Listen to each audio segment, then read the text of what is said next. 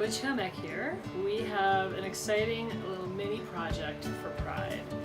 My girlfriend bought these patches, these super queer patches. Super queer patches. And she wants me to attach them to this tunic that she just got. And so they're iron-on patches. So what I'm gonna do is I'm gonna do the iron-on, and then because I don't trust iron-on, I'm gonna do a little bit of a slip stitch around the edge just to make sure they stick. So that looks good. Okay. Doesn't that look good, folks?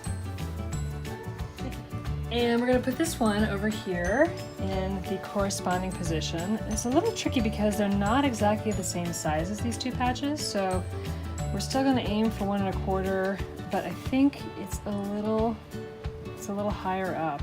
Oh, shout out to Pretty Bad Co., the makers of these patches. I mean, there are a million great patches in the world, but these are awesome and fabulously queer, so thumbs up. This is clean, and we're gonna place it over the patches.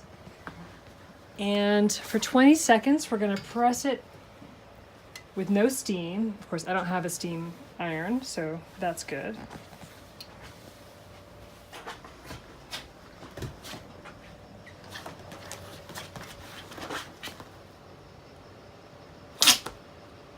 And I'm gonna cover the other one and do the same thing, so 20 seconds.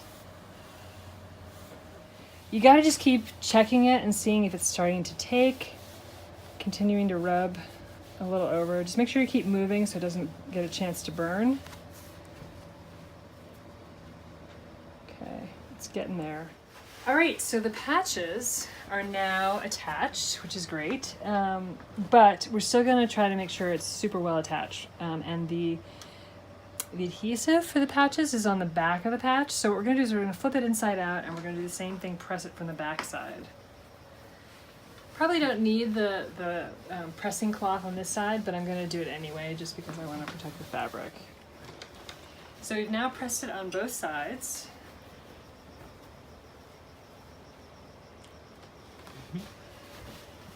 And I think we're still, yeah, it's still like not quite attached. So I'm gonna press it one more time on this side, and then what I'm gonna do is I'm going to do a little bit of a slip stitch around it, especially in the corners for this square one, to make sure it stays put.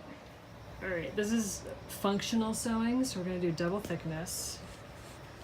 Not fancy pants, frippery sewing.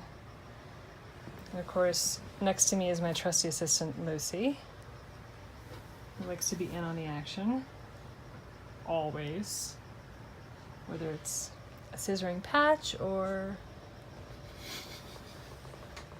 So we always start from the underside, that way the knot won't show. And in fact, I'm gonna even start from the underside farthest away from this in case this flaps open. And so here we want to make this as invisible as possible. So I picked a thread the color of the patch, the black edge of the patch, and then I'm just going to go underneath and push up. And I knew this would be hard, so I brought my thimble, my tacky plastic thimble, but it's functional, so that's what matters. So I think I might take it to the back, just for security purposes. Take it to the wrong side, and then knot it every few stitches. And I'm not going to clutter up the front with the knots. But this gives us a little more security if, like, someone tries to tug on the patch, or the heat of passion, or some other reason why the patch is dislodged from its place.